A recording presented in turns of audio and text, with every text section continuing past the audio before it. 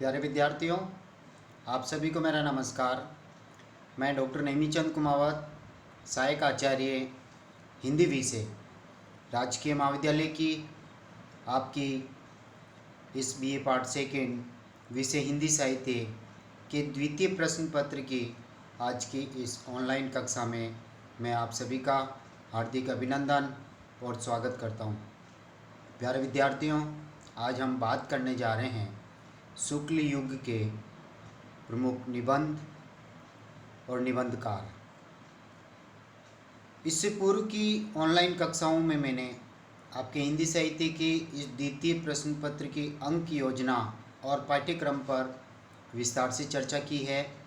प्राय पाठ्यक्रम प्रत्येक विद्यार्थी को अब याद हो गया होगा, फिर भी मैं एक बार पुनः आपको याद दिला देना चाहता हूँ कि आपके पाठ्यक्रम का हिंदी साहित्य के इस द्वितीय प्रश्न पत्र का जो नाम है वह है हिंदी निबंध और नाटक, यानी निबंध और नाटक शीर्षक से आपका ये पेपर है। लेकिन न केवल निबंध और नाटक आपके पाठ्यक्रम में हैं, बल्कि एकांकी भी आपके पाठ्यक्रम में है। तो 3 पुस्तकें चल रही है आपके पाठ्यक्रम में। एक तो नाटक है रक्तध्वज, डॉक्टर राजेंद्र मोहन भटनागर जी द्वारा लिखा हुआ। एक निबंध संग्रह है जिसमें 9 निबंध आपके पाठ्यक्रम में संकलित किए गए हैं, और एक एकांकी संग्रह की पुस्तक है जिसमें 6 एकांकियाँ आपके पाठ्यक्रम में लागू की गई है। तो प्यारे विद्यार्थियों, इन तीनों पाठ्य पुस्तकों से 3 तो आएगी आपके व्याख्याएं 10-10 अंक की, और 18-18 अंकों के 3 आएंगे आलोचनात्मक प्रश्न। इन तीनों पुस्तकों से एक एक व्याख्या और एक एक आलोचनात्मक प्रश्न। ये हो गए आपके 84 अंक। एक 16 अंकों का आपके प्रश्न आएगा, वो हिंदी की जो आपकी विधाएं लागू है, एक तो निबंध, नाटक और एकांकी, 3 गद्य विधाएं हैं। इन तीनों गद्य विधाओं के इतिहास से संबंधित आएगा। यानी जैसे निबंध है तो निबंध का उद्भव और विकास, निबंध की प्रमुख शैलियाँ, निबंध के प्रमुख प्रकार और निबंध के प्रमुख तत्व या निबंध की विशेषताएं। इसी तरह से एकांकी के प्रमुख प्रकार, एकांकी का उद्भव और विकास, एकांकी के तत्व, जिनको हम ऑनलाइन कक्षाओं में पढ़ चुके हैं। इसी तरह से हिंदी नाटक का उद्भव और विकास, हिंदी नाटक की परिभाषा, हिंदी नाटक के प्रमुख तत्व, इन पर भी हम पिछली ऑनलाइन कक्षाओं में पढ़ चुके हैं। और इसी तरह से हिंदी निबंध की प्रमुख शैलियाँ, हिंदी निबंध के प्रमुख प्रकार और हिंदी निबंध की प्रमुख विशेषताएं, लक्षण या फिर तत्व को भी हम पिछली ऑनलाइन कक्षाओं में पढ़ चुके हैं। और हाल ही की जो 2 ऑनलाइन कक्षाएं हुई थी जिसमें हमने हिंदी निबंध के उद्भव और विकास को हमने लिया था, जिसमें भारतेंदु युग 1873 ईस्वी से 1900 ईस्वी तक के भारतेंदु युगीन प्रमुख निबंधकार और उनके निबंधों की विषय वस्तु और निबंधों पर हमने विस्तार से चर्चा की है। फिर आता है द्वितीय युग, दूसरा कालखंड हिंदी निबंध के उद्भव और विकास का, जिस पर भी हम विस्तार से चर्चा कर चुके हैं कि द्वितीय युग के प्रमुख निबंधकार, उनके निबंध और निबंधों की वर्णीय विषय वस्तु पर भी हम विस्तार से चर्चा कर चुके हैं। आज हम आरंभ करने जा रहे हैं शुक्ल युग के निबंध, जिनका समय 1920 से लेकर 1940 ईस्वी तक का है। यानी हिंदी निबंध के विकास के इस तृतीय चरण को शुक्ल युग की संज्ञा दी जाती है। आचार्य रामचंद्र शुक्ल के निबंध क्षेत्र में पदार्पण करने से इसे नए आयाम और दिशाएं प्राप्त हुई है। वस्तुतः निबंध कला के सभी गुण उनके निबंधों में मौजूद है। उनके निबंधों में भाव, विचार और हृदय और बुद्धि का संतुलित समन्वय है। शुक्ल जी का जो पहला निबंध हमारे सामने आता है वो साहित्य शीर्षक से उन्होंने निबंध लिखा था 1904 ईस्वी में, जो सरस्वती पत्रिका में छपा था। इनके समस्त निबंध चिंतामणि, ध्यान दें इनकी पुस्तक है शुक्ल जी की चिंतामणि, के 2 भागों में इनके निबंध संकलित हैं। चिंतामणि का प्रथम भाग 1939 ईस्वी में प्रकाशित हुआ, जिसमें कुल 17 निबंध संकलित हैं। प्रथम भाग 1939 ईस्वी में प्रकाशित हुआ जिसमें कुल 17 निबंध, तथा द्वितीय भाग 1945 ईस्वी में प्रकाशित हुआ जिसमें 3 निबंध संकलित हैं। शुक्ल जी को प्रेमचंद जी की तरह ही, जिस तरह से प्रेमचंद जी को कहानी और उपन्यास सम्राट कहा जाता है, उसी तरह से शुक्ल जी को निबंध सम्राट के नाम से भी जाना जाता है। उन्हें चिंतामणि पर देव पुरस्कार भी मिल चुका है। ये हिंदी में कलात्मक निबंधों के जन्मदाता माने जाते हैं। इनके कुछ निबंध इस प्रकार हैं, जिनके मैं यहाँ पर नाम गिनाना चाह रहा हूँ। शीर्षक देखिए, भाव या मनोविकार पर इन्होंने निबंध लिखा। इसी तरह से उत्साह, श्रद्धा, भक्ति, करुणा, लज्जा और ग्लानि, ईर्ष्या, भय, क्रोध, लोभ और प्रीति, कविता क्या है, मानस की धर्मभूमि, काव्य में रहस्यवाद।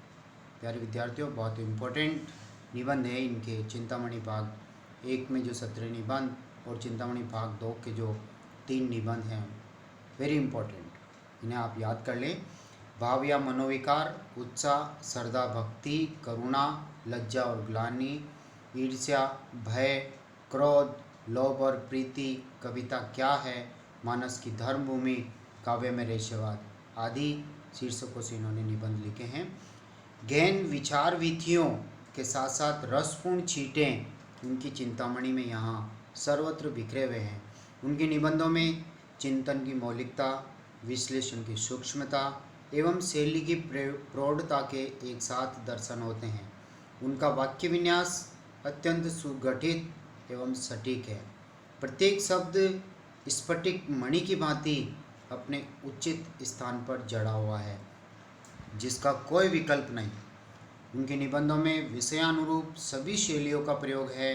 उनके कुछ सूत्रात्मक वाक्य भी निबंधों में मौजूद होते हैं, जिनका मैं यहाँ उदाहरण देना चाह रहा हूँ। यदि प्रेम स्वप्न है तो श्रद्धा जागरण। श्रद्धा मनुष्य को जागृत करती है तो प्रेम मनुष्य को सपने दिखाता है। इसी तरह से बैर यानी दुश्मनी क्रोध का अचार या मुरब्बा है। इस तरह की सूक्तियाँ इनके निबंधों में मिलती हैं। डॉक्टर गणपति चंद्र गुप्त जी ने शुक्ल जी के संदर्भ में लिखा है, वस्तुतः शुक्ल जी के निबंधों में वे सभी गुण मिलते हैं जो गंभीर विषयों के निबंधों के लिए अपेक्षित है।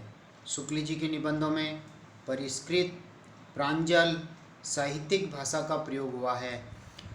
शुक्ल युग के अन्य जो चर्चित निबंधकार हैं, उनमें बाबू गुलाब राय, पदुमलाल पुन्नालाल बख्शी, वियोगी हरि, राय कृष्णदास, माखनलाल चतुर्वेदी, सूर्यकांत त्रिपाठी निराला और हरिशंकर शर्मा आदि उल्लेखनीय हस्ताक्षर हैं।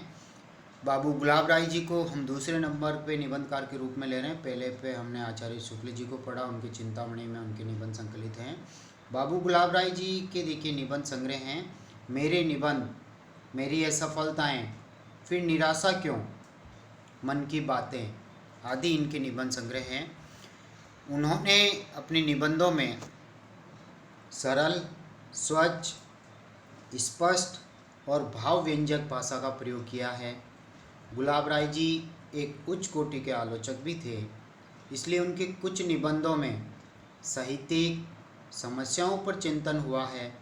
कुछ निबंध नितांत वैयक्तिक हैं, जिनमें रोचकता के साथ वैयक्तिक जीवन के अनेक पहलू उभर कर सामने आए हैं। तीसरे निबंधकार के रूप में हम ले रहे हैं पदुमलाल पुन्नालाल बख्शी जी। इनकी निबंध संग्रह हैं पंचपात्र, ध्यान दें, पंचपात्र, त्रिवेणी, मकरंद बिंदु, कुछ और कुछ, प्रबंध परिजात संग्रह में इनके निबंध संकलित हैं। इनके निबंधों में मौलिक विचार एवं नूतन शैली के दर्शन होते हैं। उनके अतीत स्मृति, उत्सव, रामलाल पंडित, श्रद्धांजलि के 2 फूल और समाज सेवा जैसे निबंधों में भावुकता, आत्मीयता और व्यंग्य का समन्वय हमें देखने को मिलता है। चौथे निबंधकार के रूप में हम ले रहे हैं वियोगी हरि जी को। इनके निबंध संग्रह हैं तरंगिणी, अंतर्नाद, पगली, भावना, ठंडे छींटे, मेरी हिमाकत आदि। इनका मूल नाम हरिप्रसाद द्विवेदी जी हैं। अगले निबंधकार के रूप में हम लेते हैं वियोगी हरि जी के बाद राय कृष्णदास। इनके निबंध संग्रह हैं साधना, संलाप, प्रवाल, छायापथ, पगला आदि। अगले निबंधकार, छठे निबंधकार के रूप में हैं माखनलाल चतुर्वेदी जी। इनके 2 निबंध संग्रह हैं साहित्य देवता और अमीर इरादे गरीब इरादे। ध्यान दें, इम्पोर्टेंट है, साहित्य देवता, अमीर इरादे गरीब इरादे। इन्होंने भाव प्रधान निबंध लिखे जिनमें गंभीर चिंतन भी विद्यमान हैं। अगले 7वें निबंधकार के रूप में हमारे सामने आ रहे हैं सूर्यकांत त्रिपाठी निराला जी, जो छायावाद के प्रमुख कवि हैं। इनके निबंध संग्रह हैं प्रबंध पद्यम, प्रबंध प्रतीक्षा, प्रबंध पूर्णिमा, चाबुक और चयन। अगले 8वें निबंधकार के रूप में हैं डॉक्टर हरिशंकर शर्मा जी। इनकी निबंध हैं पिंजरा पॉल और चिड़ियाघर। इन दोनों संग्रहों में इनके निबंध संकलित हैं। देवियों का दबदबा, जिस शीर्षक से इन्होंने निबंध लिखा, बहुत ही चर्चित रहा है। उपर्युक्त विवेचन के आधार पर कहा जा सकता है कि शुक्ल युग हिंदी निबंध का स्वर्ण युग है।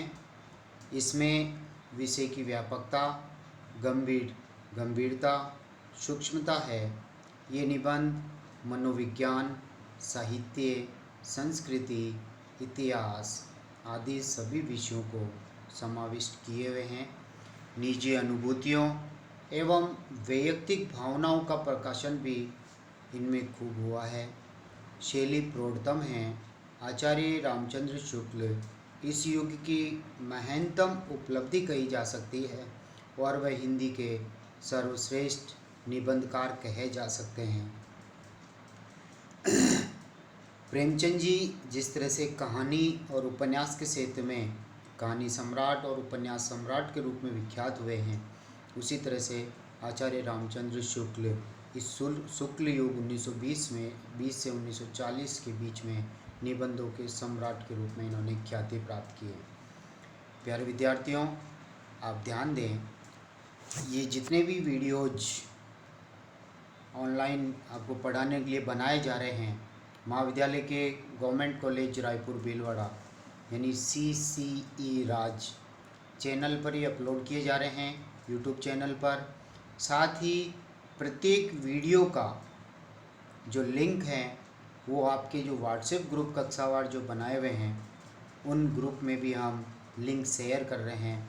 वहाँ से भी लिंक ओपन करके इन वीडियोज को आप अच्छी तरह से देख के अध्ययन कर सकते हैं। साथ ही महाविद्यालय में जो कार्यरत सहायक आचार्य हैं, उनके विषयवार इन यूट्यूब चैनल पर ही एक प्लेलिस्ट तैयार की गई है जो आपकी कक्षा और विषयवार है।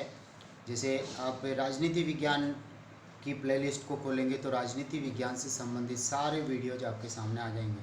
इसी तरह से आप इतिहास विषय के इस प्ले ग्रुप के लिंक को आप खोलेंगे तो उसमें इतिहास से बने हुए सारे वीडियो आपके कक्षावार आपके सामने उपस्थित हो जाएंगे। इसी तरह से हिंदी की जो प्लेलिस्ट बनी हुई है, उसमें आप उस ग्रुप में जितने वीडियोज़ डाले हुए हैं उसका एक लिंक होगा। उस लिंक को आप जैसे ही ओपन करोगे, हिंदी के सारे वीडियोज़ खुल करके आपके सामने आ जाएंगे।